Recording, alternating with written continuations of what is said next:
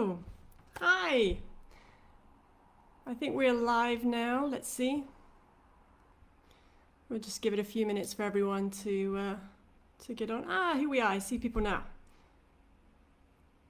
Hello, Samantha. Hi, Nicole. Brilliant. Okay. Confirmation that you guys can finally hear and see me. Hello to Abby. Welcome, you guys. And Renee, welcome. And I'm terribly sorry, I'm going to mess this name up. Toshepi. Hi, nice to meet you guys. Glad you could make it. Larissa, welcome. Let me introduce myself for those of you that don't know me. My name's Jema. I'm an ESL teacher trainer, stroke soon to be principal, based in Beijing, China. So I'm just going to wait a few minutes just to give everyone the chance to get logged on before we start.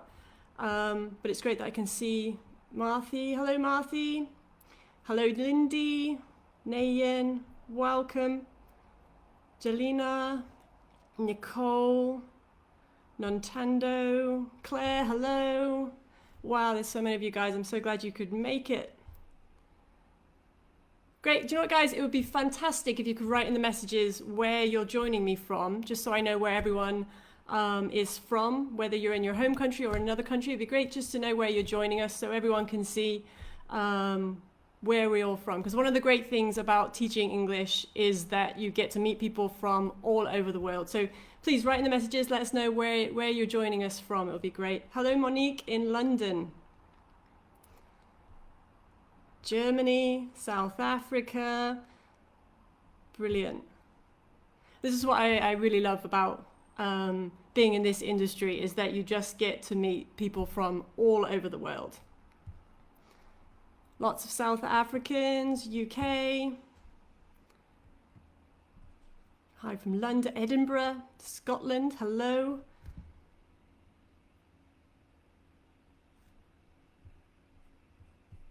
Brilliant. Australia. Such a wide variety. Brilliant. So, all right, I think most people have joined us now, which is brilliant.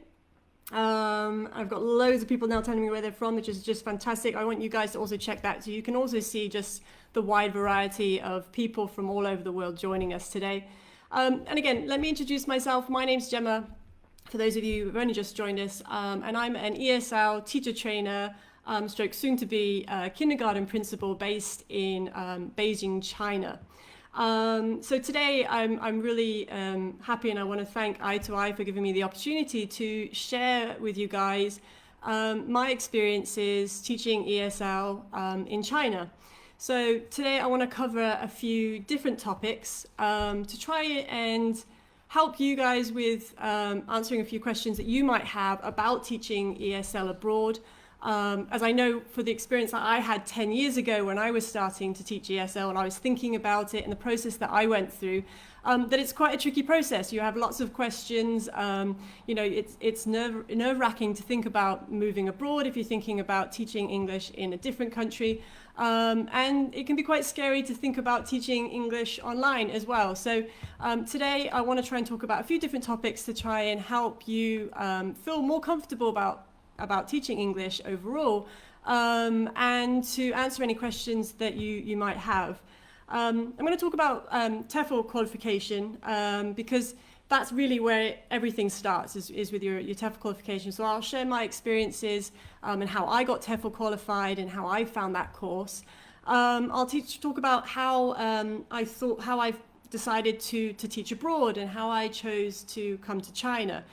Which for some in my family was a big shock, and it was quite a big decision. So I'll talk you through the process that I went through of, you know, finding a job here, deciding to come over, and how I prepared when I was preparing to come over to move to China, because that's also quite a big part of the process. I also want to talk about teaching abroad. So, you know, what is it like when you're here and you actually go into the classroom for the first time in a foreign country, and what's that experience like, and how do you get through the nerves, and how do you put yourself in a position where you feel confident to be able to go and do that? So hopefully sharing my experiences will help you with that as well.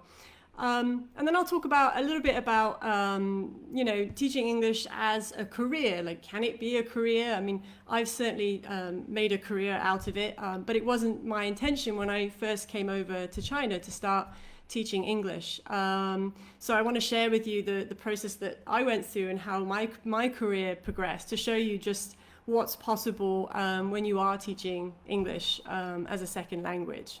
And along the way, I'm going to try and answer as many questions as I can. I think there's quite a few of you might have quite a lot of questions, and I will try to answer as many of them as possible. Lauren is asking, is there a significant difference when approaching an online class in comparison to a face-to-face class? Yes, absolutely. So I'll answer one of these questions first, then we'll get into the subjects. Yeah, absolutely. There's quite a big difference between an online class and an in-person class. Most of the time, when you're teaching in the classroom, you're with, you know, a number of students, whereas when you're teaching online, you can have online classes where you have group classes, but it's also very common to do one-on-one classes, much more common than it is in person. And the thing is about being in the classroom with students is that you really can feel the mood of the students. You can get more in terms of body language. You can read the room much better. So you can feel when your students' energy level is getting low, when you need to bring the class energy level up, when you need to bring it down again. You can really feel how to change things up in the classroom. And you have the advantage of being able to stand up and move things around, which when you're teaching online, it's much more difficult to actually read the room, as it were, because you're not in the room with the student.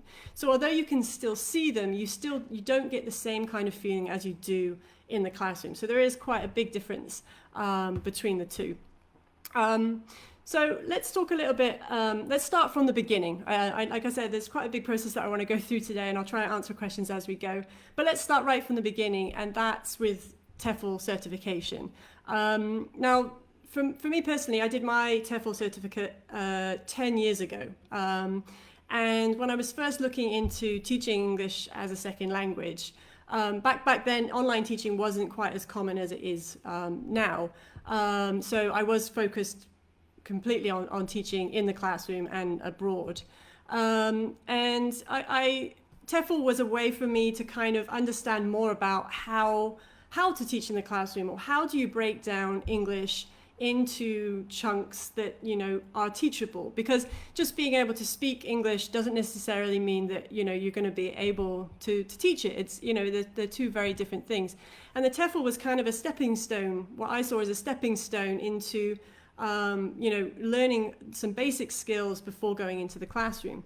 Second to that, the Tefl is really essential for finding a job. You know, most ESL teaching jobs online and in the classroom require a Tefl certification. Most especially if you're looking to teach in Asia, you need to have at least a 100, like China, for example, you need to have a 120-hour Tefl certificate in order to be able to get a job here. And then lastly, you know, the Tefl certificate is important because of visa requirements. A lot of countries that you'll go to will require that you're qualified with a Tefl certificate in order to qualify for a visa. And that was certainly the case when I came to China. I knew that, you know, going through that process, I was going to need this Tefl certificate. So I actually did my Tefl certificate here in Beijing. I kind of took a very big leap when deciding to come to China.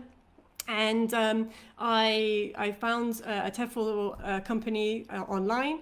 I checked that it was, you know, a verified company, and that my certificate would be, you know, would qualify me for teaching. As there's quite a few, you know, different companies out there with different kinds of degrees of qualifications in terms of their Tefl certificates. And I booked the course. So when I came to China, the first thing I did was take a 1-month in-person Tefl certificate class. And that involved 4 weeks of coming to class here in China, Monday to Friday, to learn my, to go through the process of completing my Tefl certificate. which for me at the time I thought would be a great advantage, because I'd be able to meet some people, especially coming to China alone. You know, I thought that going through the Tefl certificate would be a great way, in person would be a great way to meet people. And as I said, at that time, doing courses online, this is 10 years ago, doing courses online wasn't as convenient or as kind of widely as accepted as it is now. So let me look at a couple of questions that you guys have. So Elsa is asking, what is the requirement to qualify to teach in foreign countries? Well, obviously this will vary depending on the country that you want to go to. I can certainly attest to China, who requires, as I said, a 120-hour Tefl certificate, a bachelor's degree, and 2 years teaching experience in order to get a qualify for the working visa. But for the different countries that you know, other than China, it's probably best to contact itoI directly, or perhaps if you have a specific country in mind, you can message that in the groups, and maybe someone from itoI, as they have more knowledge about, you know, the different countries and what their requirements might be.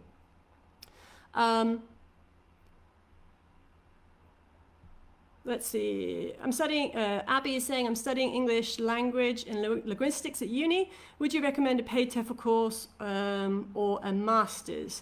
Do you know if my degree would enhance my prospects?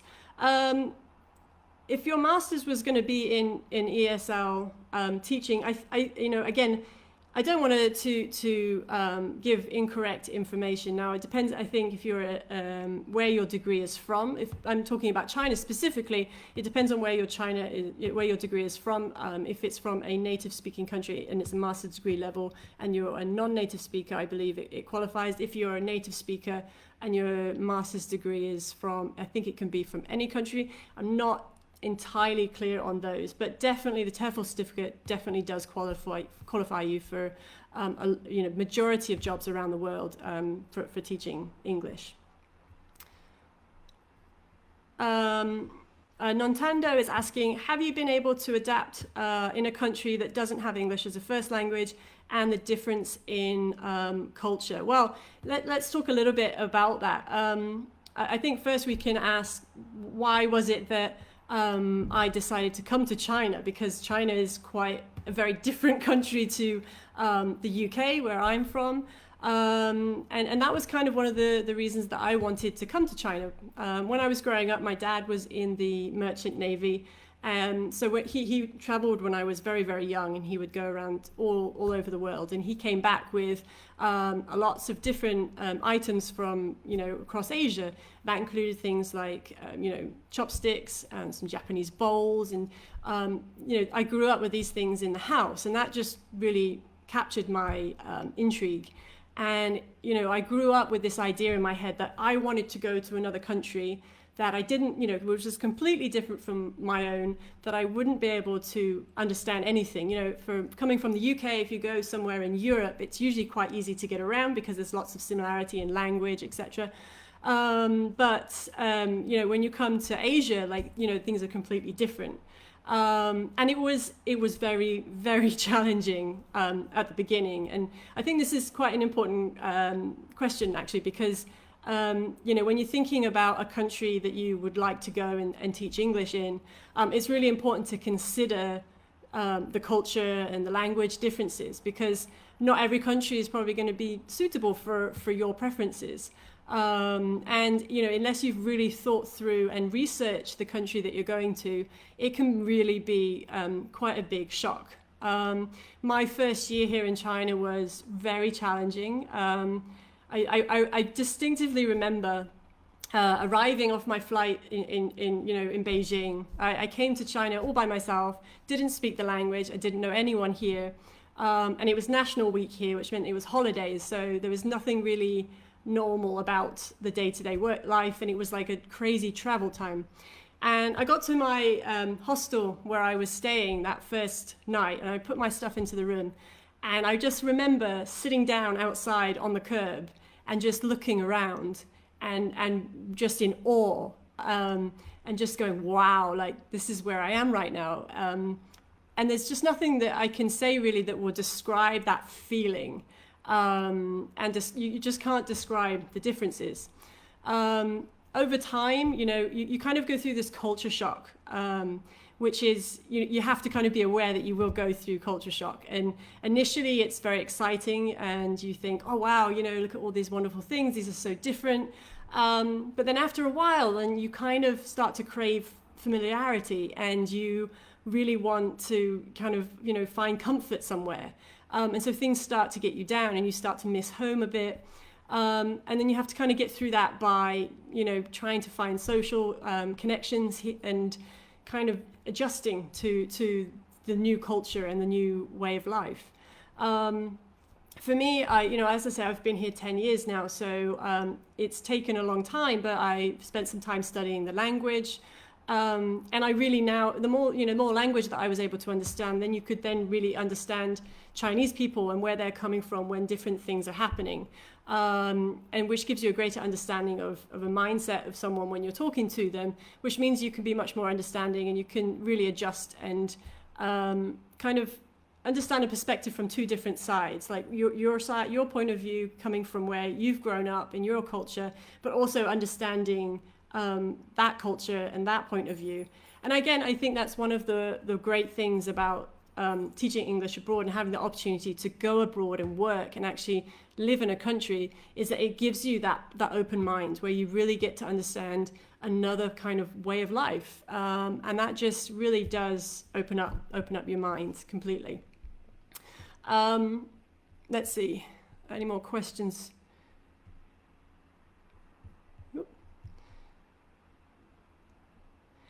Aaron is asking, do you have to learn their language as a requirement in the school? Not at all. I've never gone to a school where they've asked you to learn the local language. Like, you're hired because you're there to teach English, and some schools actually prefer that you don't speak the local language because it means that you're not going to use that in the classroom, that you will just use English. It's definitely, in terms of like the job, no, you don't, I've never come across a school here in China at least that's had that requirement.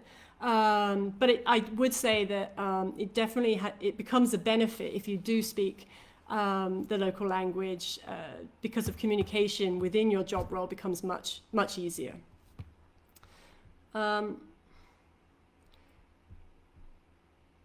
Anna is asking, any advice about getting a job for a teacher who isn't a native speaker?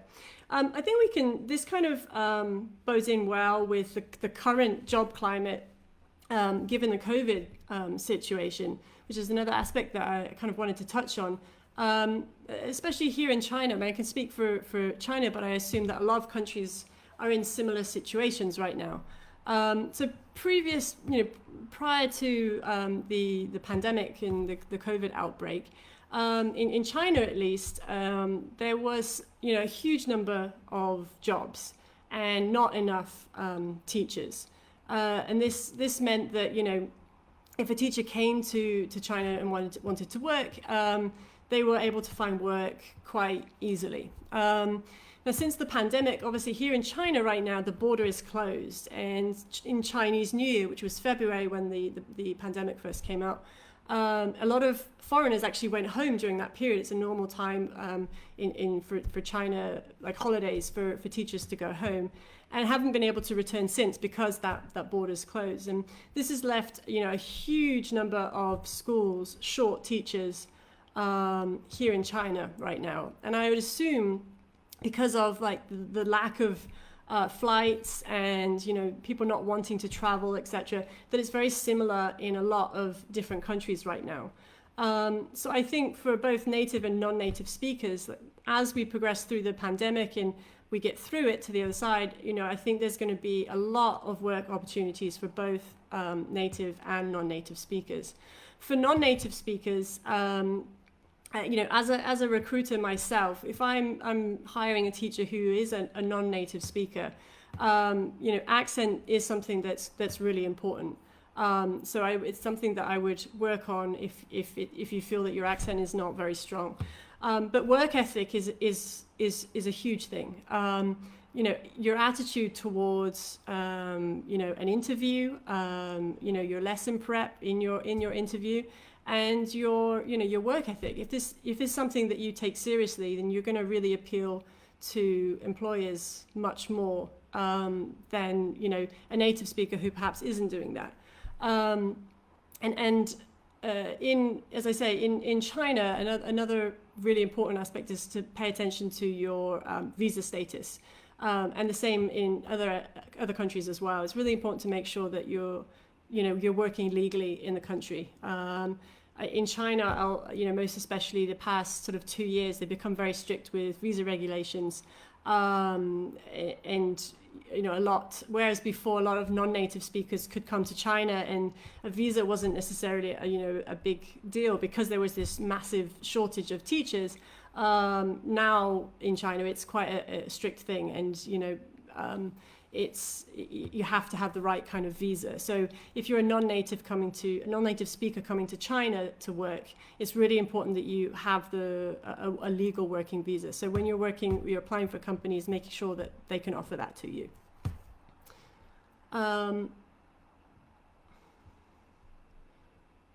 Lindy is asking, saying she already did a TEFL and a TEFL and a TEFL, and she wants to teach online courses. Where do you start getting teaching jobs? I think itoI will be the best person to reply to that one. Let me catch up at the bottom here. Is there a specific age requirement to be a teacher? That's a really good question. I think that, again, an itoI can answer if I've got this one wrong, but again, it depends on country to country. I know with China, because of visa requirements, they require that you've graduated and have 2 years teaching experience. So depending on where you graduate from, what your country is, and how long your bachelor's degree is for, that usually means at least 21 to 22 years of age. But again, that might vary between different countries. So I talked a little bit about coming to China, and why I chose to come to China. One aspect I also wanted to touch on a bit was about English teaching as a career, because I remember distinctively when I came 10 years ago, I had to quit my job, and at that time it was the time of the big recession. There weren't that many good jobs out there, and I was in a relatively stable job with pretty good career prospects, but I just wasn't happy. It just wasn't what I wanted to do. It really wasn't something I was enjoying, and going abroad and throwing myself into a different country with a different language was something that I really, really wanted to do. So I sat down with my boss and I said, I'm sorry, it's been great, but I'm going to be leaving. And he's like, well, what are you going to do? And I was like, oh, well, I'm going to go to China and teach English. And he looked at me, and he'd gone through the company and built his way up to where he was through the career path, etc. And he was like, is that a career? And at that time, I honestly couldn't answer. I didn't know. It was just something that at that time I thought, okay, well, I'm going to go to China, I'm going to teach English, I'll do it for a year, and then I don't know, maybe I'll come back, or maybe I'll go somewhere else. But that question of is that a career? I couldn't answer, and I didn't know. But as I've been in China, my career I've been very lucky where I am to be able to grow and develop quite a lot. And I do owe a lot to the company that I work for. So I joined the company that I work for when I first came to China. And as I said, I did my TEFL course that first month. And after that TEFL course, I was looking for work, and I was speaking, actually in the UK before coming over, I was speaking with different agencies and different schools to try and get work. And when I was in the UK, I did actually have schools offering me positions. But I'd been online, and I'd seen all of these horror stories about teaching in China and getting ripped off and people not getting paid. And so I was really nervous about being in the UK and then going to China to supposedly work with a company, and then getting there and finding out that they didn't exist, or something silly. But I had communicated with a few agencies, and they told me, when you get to China, we can discuss. And I liked that, because to me, it seemed like a much more realistic situation. So I came to China and I had this one agency that I ended up working with. And, you know, again, I'm speaking for China as opposed to worldwide. I believe it's very different in different countries. But in China, there's different agencies that can help you find work. There's obviously, you can apply directly with schools, and they will usually, you know, advertise in reputable places like the itoiTEFL jobs board. And then there's job agencies. And the job agencies kind of work in two different ways. You have one agency, which is where you sign up with the agency, and they might provide you with some housing, and then they offer you a monthly salary. And then that agency then signs a contract with the school, and the school pays the agent. And what happens in the middle is that the agent takes, you know, quite a large chunk of money, and you get paid a much lower salary. Another agent kind of format is where the agent just gets a finder's fee. It's the school that pays the finder's fee, and you sign a contract directly with the school.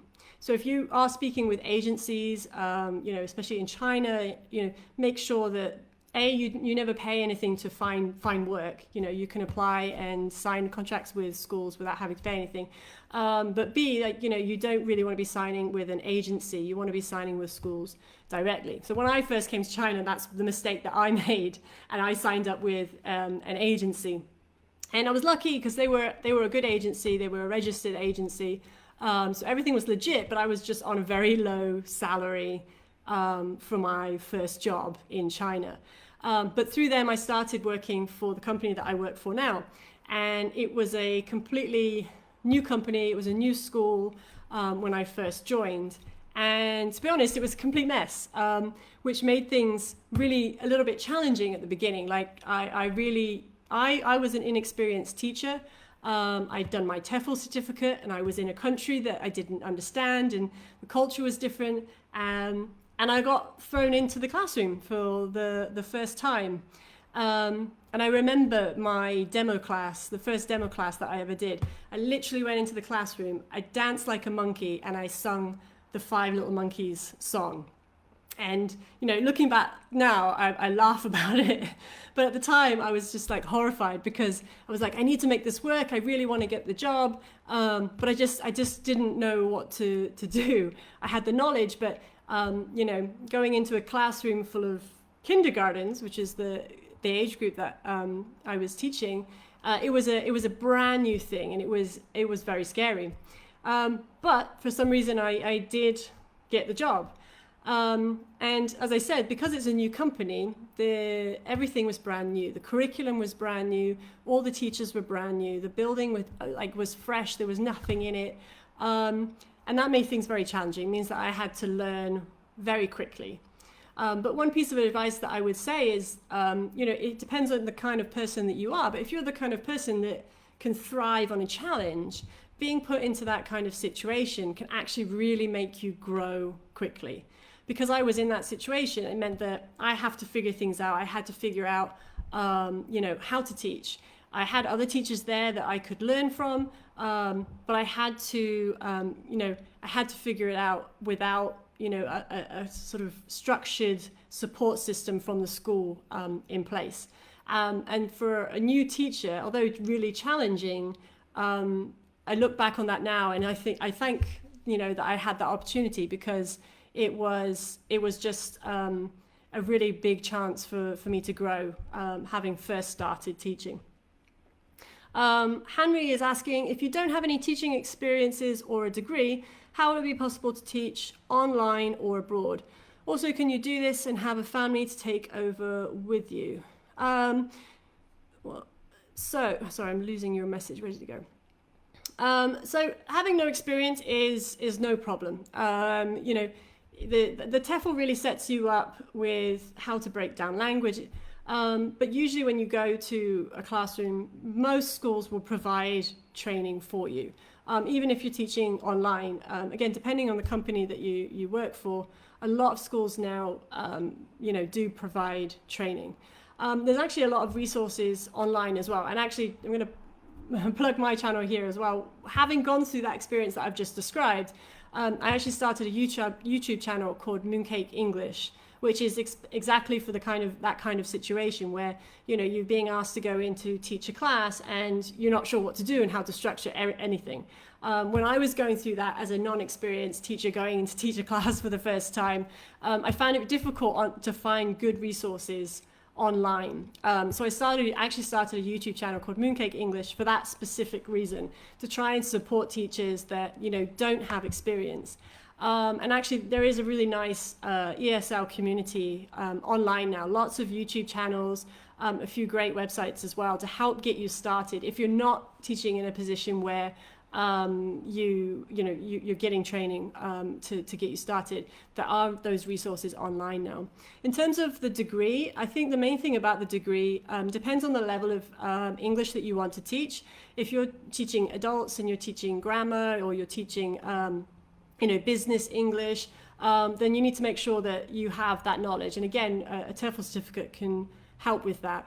But if you're looking to teach abroad, you may have issues with a visa if you don't have a degree. So that's the only real thing that I would say would stop you. But in teaching online, it shouldn't stop you. But again, it depends on the age group that you want to teach. And, you know, as I said, a Tefl certificate sets you up and gives you the knowledge that you need to do that. I wouldn't say you need a degree to be able to, teach English. Let's see if there's any other questions before we move on. Hello, Millie. She says, sorry, I'm late. Lauren, what would be some pointers to use when doing your first class? What are some of the good or bad experiences you've had? Okay, so bad experiences, nothing's really ever bad in the classroom. It's more that you want to do well and you want to give a good class. So you get, you know, upset and frustrated with yourself if your class doesn't go well. And it happens to every teacher. It doesn't matter how experienced you are. There are days where you walk into the classroom and everything goes wrong. Anything that could go wrong will go wrong. The kids are not feeling it. You know, you'll have that one disruptive student, or all the kids will just be, you know, it could be anything. It could be that they're too hot. It's because they've just woken up. It's that they're hungry. It could be that it's your class and that you need to adjust things to try and make things run smoother. It happens. And I think the biggest thing you need to know as, going into teaching for the first time is that that's okay. And that's how you learn. You just have to be like, okay, that didn't work. Assess it at the end of the class and be like, what can I change and try again tomorrow? In terms of making things go right, my biggest tip is to plan. So even as a new teacher, you want to have lots of things on what I call your teacher's tool belt. So this is things like songs, chants, attention grabbers, little things that you can do in the interim period. So let's say you want to put some music on and someone's playing music for you, but it's not playing, then what do? If you sort of sat there and it's all awkward, then students will start to misbehave. But whilst you're waiting, if you've got an attention grab or a song or a chant that you can start to do whilst you're waiting, you keep students' attention. So really having like this teacher's tool belt will help. And again, you can check out Mooncake English, Mike's Home ESL, The Language Lady, Andy the ESL guy. All these YouTube channels have great ways, things that you can, tips and advice that you can take into your classroom when you're teaching the class for the first time. The second is to think about your structure of the class and, have activities planned. But most importantly is your classroom management. You have to think about the safety of the students and how to keep their attention throughout the class. And as I've mentioned a few things there about, attention grabbers work really well. You can do like star reward systems. But, classroom management really takes time. I've never ever known a teacher to go into a classroom and, manage the students perfectly first time. It just doesn't work like that. Any kind of teaching is that. So if you're in math or a science teacher, you go through, you get your teaching qualification, but then learning how to be a teacher happens in the classroom. And it's the same when you're teaching English. You do your Tefl certificate, but you have to do it to get the experience to get better at it. So don't worry if things go terribly wrong. The best thing about for me, I work with kids, so coming into your classroom every day and having students that are just genuinely so happy to see you, giving you a really big hug, show concern if you're not feeling well, want to share their home life with you, draw pictures of you. You know, that side of teaching for me, because I work with kids, is just like the best feeling. And it just makes all of those bad days and those, you know, those times where they drive you crazy, it makes it totally worthwhile. So let's just see. So Dorcas, good afternoon. He's saying just joining us.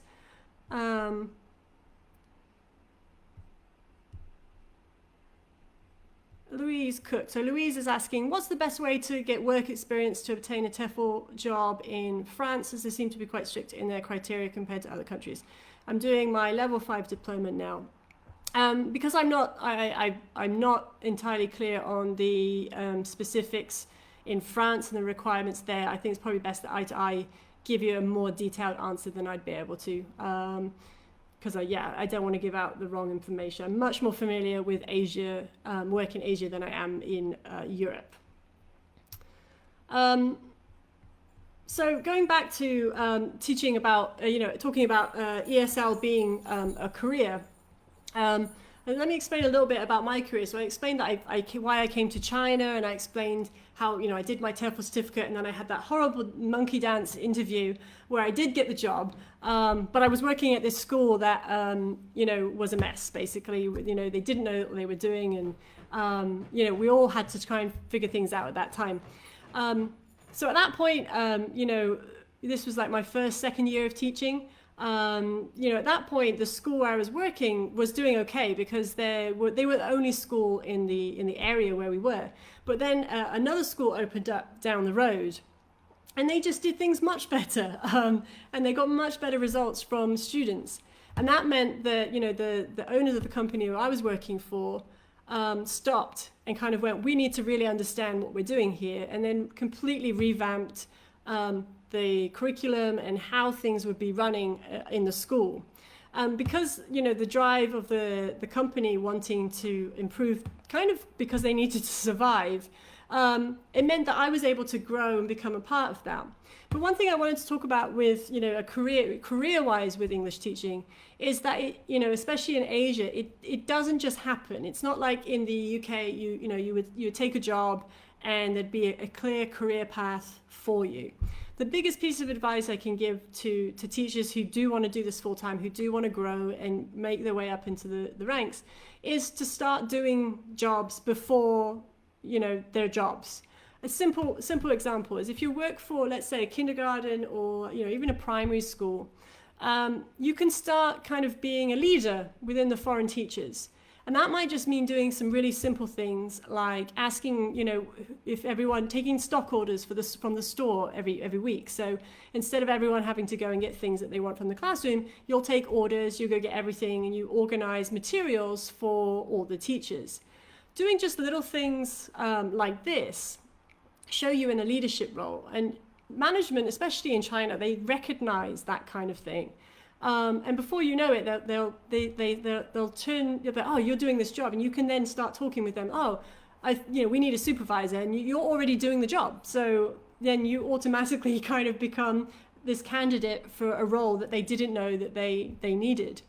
The second piece of advice, I guess, for career teachers is to try and stay with one company for a long period of time, which kind of sounds against your intuition, because ESL, the great thing about it is you can move all over the world and you can travel, which is absolutely great.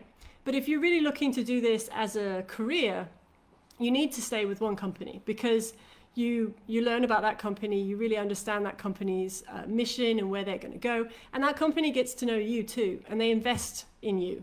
And there's been several times over the past 10 years, and I've been worked for the same company for 10 years, where I've been so fed up, and things have been so challenging, and I've just wanted to leave. I wanted to go and find another job, but I'm really glad that I didn't, because I've got through those hard times, and now more and more opportunities have started to present themselves. So as I said, I started as a teacher in the classroom with no experience, and I had to spend a long time learning how to become a teacher. I was lucky that there was other teachers there that I could learn from, but then as you know, time went on, it was really a case of you have to start studying yourself and learning more skills and knowledge that's going to help you in your job role.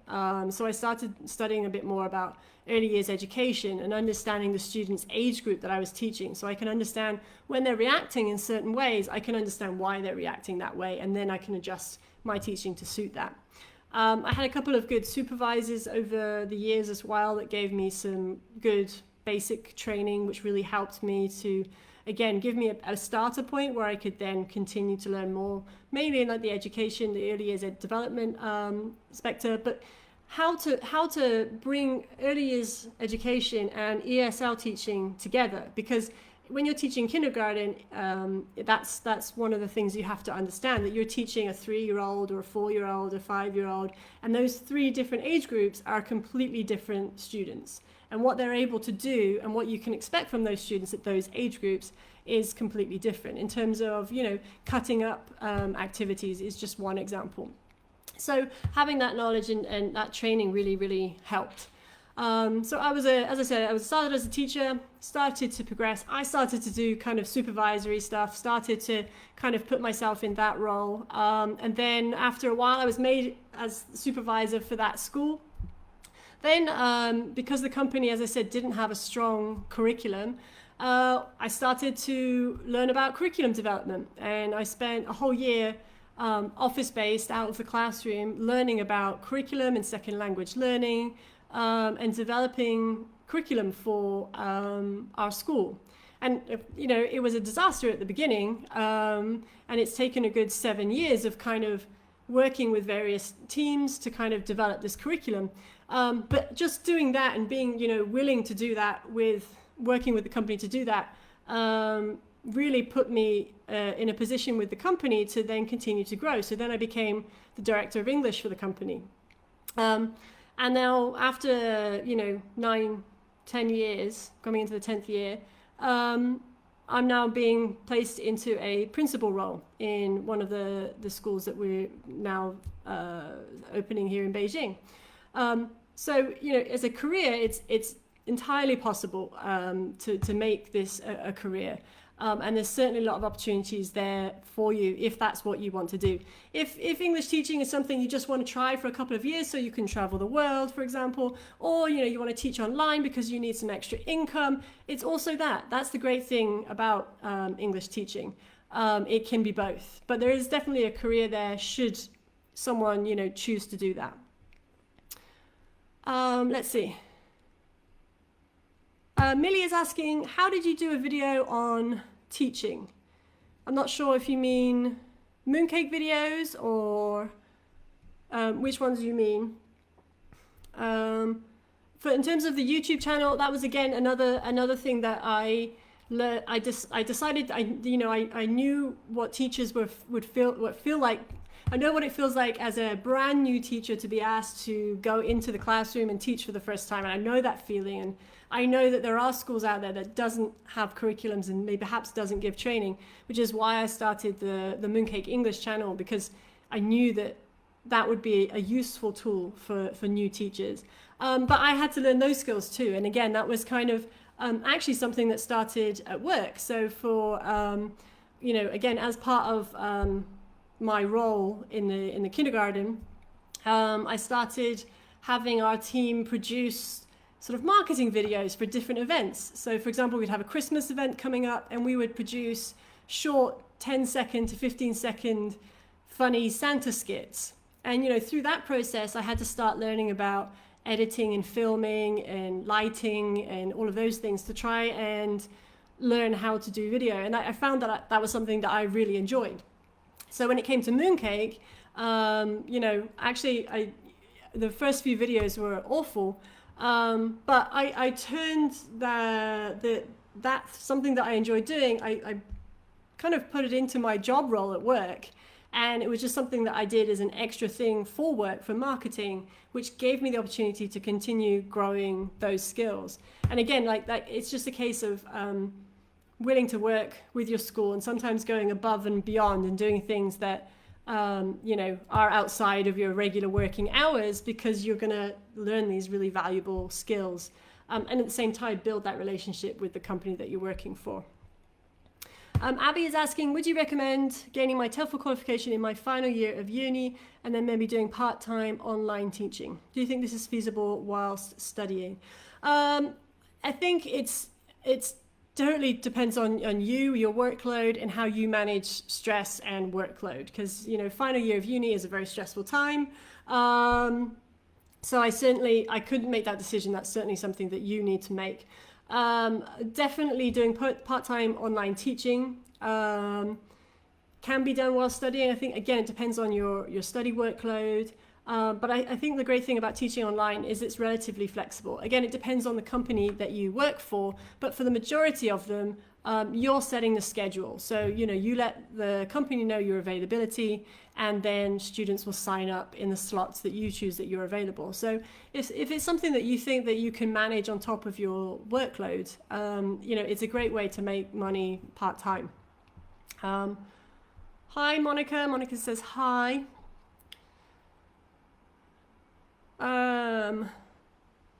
Sajari is saying, my BA is in elementary education, 4th to 6th grade. How is that beneficial?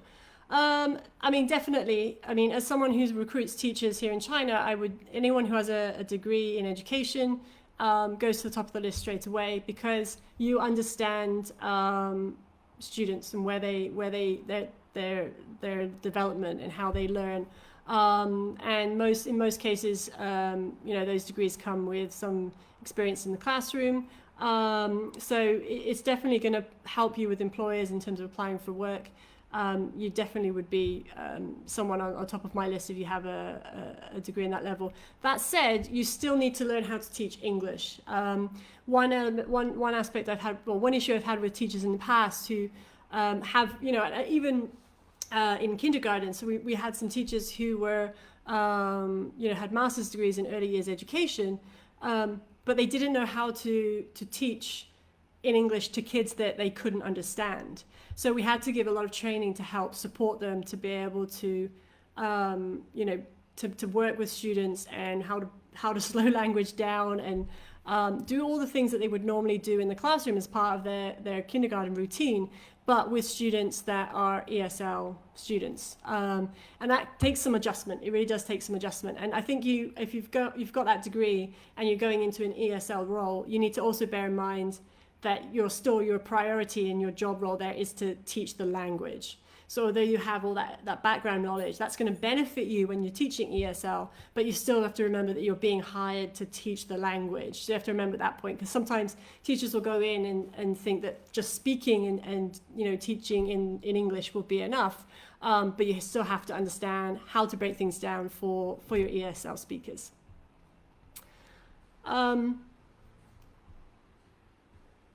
Live video so Millie has just replied. So Millie is talking about live video teaching for 7 to 8 year olds. So online teaching, live teaching. And so as I said, live teaching is a little bit, online teaching is a little bit different to classroom teaching, but there's still a lot of real basics that are the same. The first, you know, your lesson plan.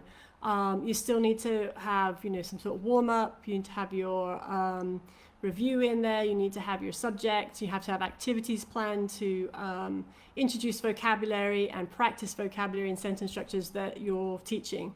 TPR is really important. Again, it depends on the age group that you're teaching, but if you're teaching young learners, TPR is really important because students' attention spans are very short anyway. But when you're teaching online, it's very difficult to keep students' attention because, you know, the TV is behind them, there's a toy over there, there's a shiny thing over there, and so, you know, kids will wander off. So you really need to have your lesson structure set really well so that your lesson flows really nicely and you know exactly what you're doing from one activity to the next. But TPR, don't be afraid to try kind of movement things like standing up and sitting down, clapping, stamping. You know, these kinds of activities will also help to keep students' attention. Let's see, more questions.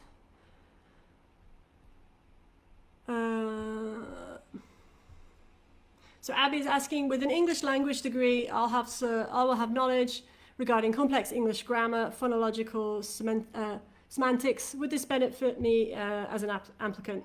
Yeah, I mean, definitely. Again, it's something that I would definitely consider a plus when hiring a teacher. Only because not only because usually, especially in China, there's a lot of mistranslations through lots of documents. There's a lot of communication that's done with parents, and it's really important that the English is to a good level, because that represents the school. So if all the paperwork and communication, written communication that you're giving to parents isn't to a high standard, that really affects the reputation of the school. So it definitely would appeal to employers. In terms of using that knowledge to teach, I think it would depend on the level that you're teaching. If you're teaching higher level students, absolutely. If you're teaching like kindergarten, lower level students, perhaps not as much, because it's a much different kind of teaching. So we talked a bit about getting TEFL qualified. I've mentioned how that's kind of like the beginning of everything. I talked about why I came to China, and about how I've tried to make this my career and how that's developed over the past 10 years. I've talked a little bit about what it's like to be in the classroom for the first time. The best thing about teaching abroad, though, I did want to talk about this as well. I think I did touch on this earlier, and that's that the best thing about teaching abroad is the people that you meet and the cultures that you encounter. As I said before, I cannot explain what life is like here in China. My parents actually came to visit a couple of years ago, and I tried to tell them, they obviously were always asking me how things were here, but I tried to explain to them what it was like, and I couldn't put it into words. I couldn't do it justice. And when they came, they finally understood. They were like, oh, I understand why you couldn't explain this to us, because it is so different. It's just beyond your comprehension until you go and you experience these places for the first time. The people that you meet, but not only the fact that you meet these people or even have social relationships with people, it's also the fact that you have to work with people from different cultures and who speak different languages, because this presents so many different challenges, which help you to grow as a person and help you to grow as a teacher.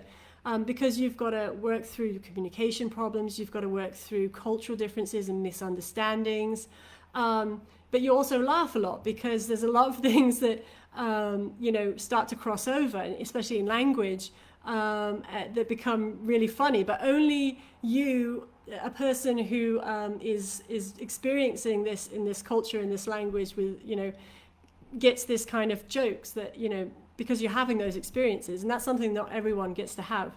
But obviously teaching itself as well. I mean, I will say teaching is not a career for everyone, but it is certainly incredibly rewarding. I mean, for me, I work with kids, young kids. Students are aged between 2 and 6 years, and it's the best feeling, because every 4 years I get to see students graduate, and I know that they come to me and they are they're crying their eyes out. They're 2 years old.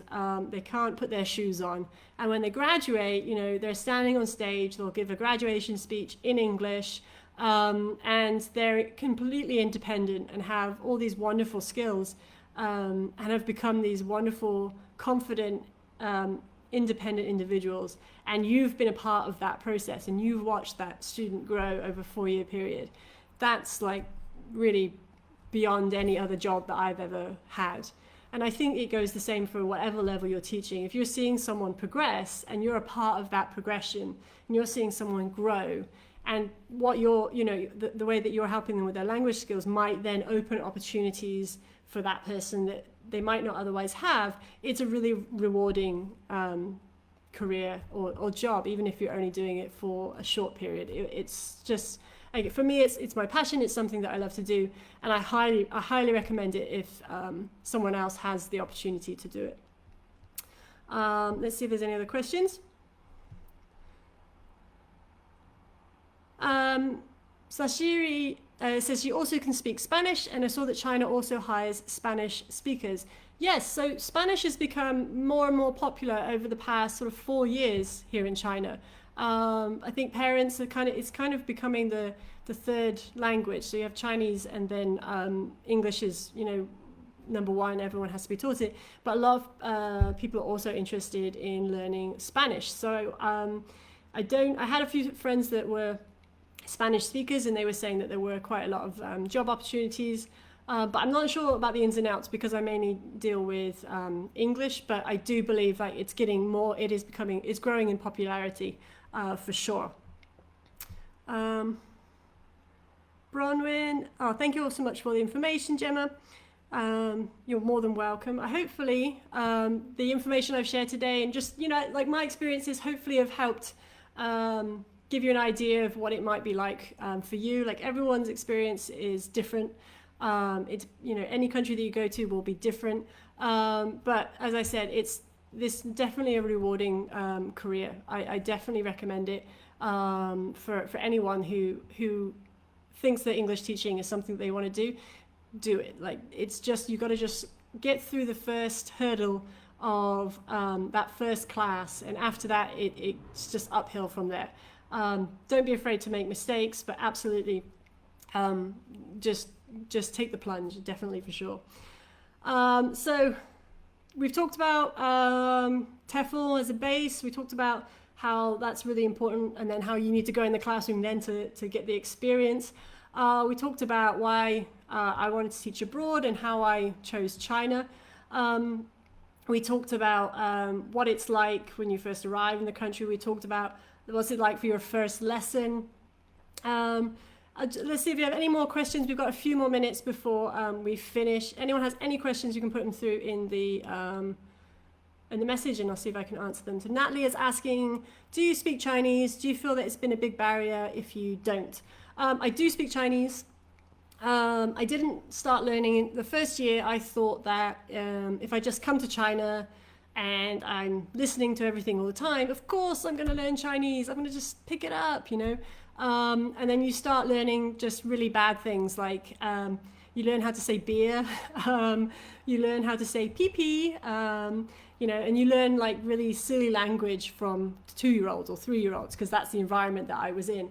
So after a year, I decided that enough is enough. I had to actually take some lessons, and for 4 years I studied 3 times a week and had lessons to try and bring my language level up. I wouldn't say that it didn't hold me back if I didn't have that language, but I'll tell you that it certainly opened a lot of doors, because I now can speak the language, even though I'm not completely fluent. You're part of the conversation. So as I said, in terms of management meetings and management, everything obviously is in Chinese. So when we're having these meetings, if you don't have that language, it's really hard to be part of the conversation and share ideas. So I guess in some ways you could say that it holds you back. In terms of the actual teaching element, no. But if you want to progress in a career and you're staying somewhere for a long period of time, I highly recommend learning the local language, because as I say, you then become part of that conversation. Which then just helps show more of your ideas and your skills in a light that they wouldn't otherwise, your management might not otherwise know.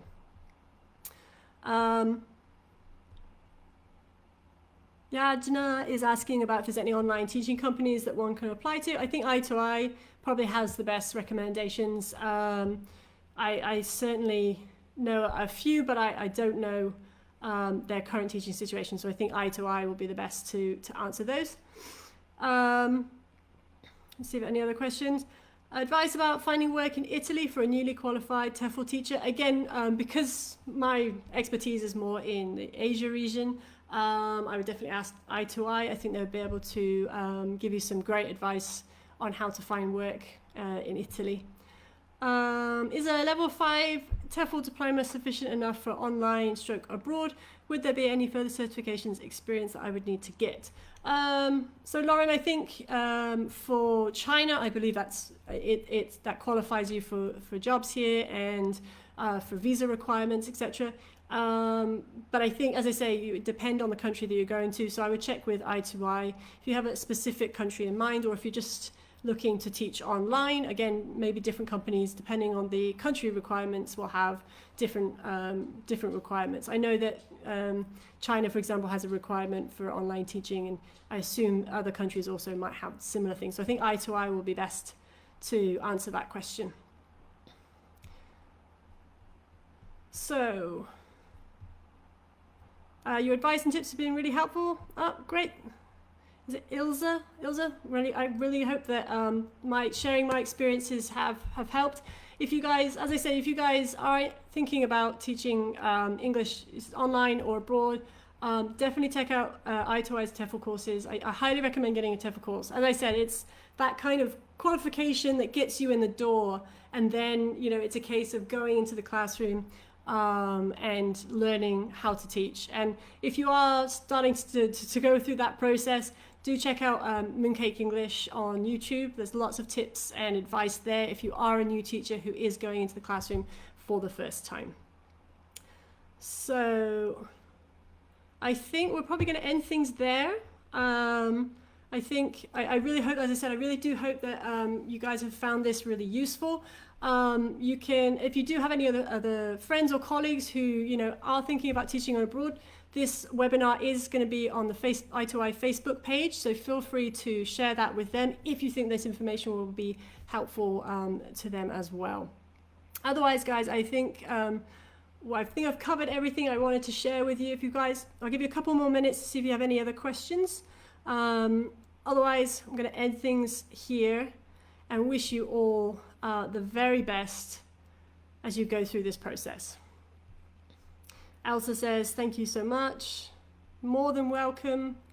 Hopefully, I'll have the opportunity to share with you guys again in the future. And as I said, feel free to ask questions on the Facebook page where this will now be saved on. So I2I will be able to answer questions. I'll pop in occasionally too to see if I can answer anything. Nontando has just asked a question. How do you overcome issues like buying in a store before learning the language? Okay, funny story before we go. So in China, it's very hot in the summer, and that means there's lots of mosquitoes. So I went into the supermarket and I was trying to find mosquito spray, and I went around everywhere and I really couldn't find it. You'll find that as you go to different countries, they have different kind of labels for different things. I thought they would have mosquitoes on the bottle. They didn't have mosquitoes on the bottle. So I found, the store clerk, and I was asking her, I was trying to say, and trying to think of a way to communicate with her. This is before there was an app for translation. And I literally, in the store, was like, bzzz, bzzz, literally in the store. And that's how I communicated how I wanted mosquito repellent. You just find ways. And again, it's just like one of those fun experiences of living abroad and trying to overcome language barriers and communication barriers. And the store clerk laughed at me, the other store clerks laughed at me, the other customers laughed at me, but they knew what I meant, and then I was able to get the mosquito spray. Bronwyn's going to be subscribing. Great. I really hope that you find the channel helpful. Heather says, good to hear it from an expert. Thank you. More than welcome, Heather. Good luck with being the principal. You did really well. Well, guys, thanks so much for spending time with me this evening. As I said, I hope in the future I can have another opportunity to share and answer questions. As I said, this will be saved on the I2I Facebook page, so feel free to ask questions there if you come away and you still have more questions. Do check out I2I's TEFL certificates. As I said, it's a great way to start down this journey. Other than that, thank you so much for listening to me and letting me share my experiences. And best of luck for all of you on your journey to becoming English teachers.